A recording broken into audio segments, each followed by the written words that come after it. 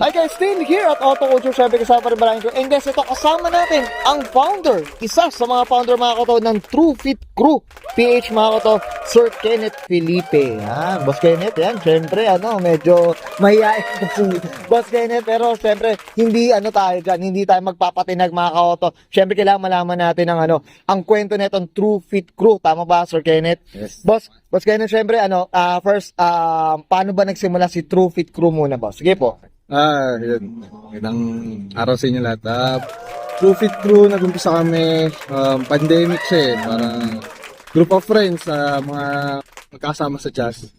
Siguro more or less 10, ganyan. So, since pandemic, wala boring, wala akong masyadong nagagawa. So, yun, naisipan namin bumuo ng grupo. Kami, nung maliit pa lang kami, nagkikita-kita lang kami, ganyan. Yung True Fit Crew kasi sa US to eh. Bali, nangyari, pinaalam namin siya dun sa founder ng US.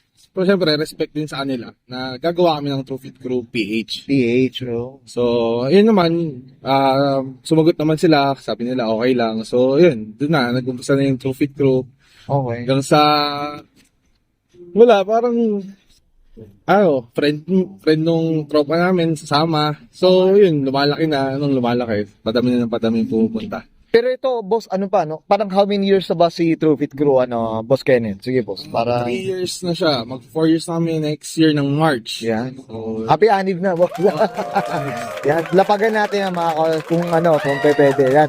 Okay, boss Kenneth, syempre, as a jazz owner or fit owner, paano po ba sumali dito sa kultura nila, boss? Sige po. sa True Fit Crew page naman, wala naman kaming ni-screen yan. Punta lang sila sa mga meets namin. Abang lang sila sa True Fit Crew page na page sa Facebook or sa IG. Check nila, nagpo-post naman kami ng mga events namin doon. As kung susumali sa FB group ng True Fit Crew PH, message lang kayo sa page namin.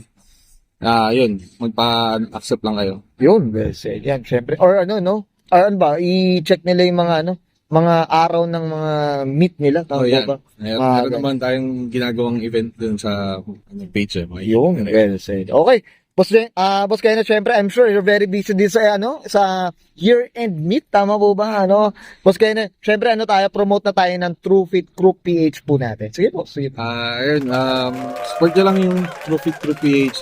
Like nyo lang yung pages natin sa FB, sa IG. Tapos attend lang kayo ng mga meets natin.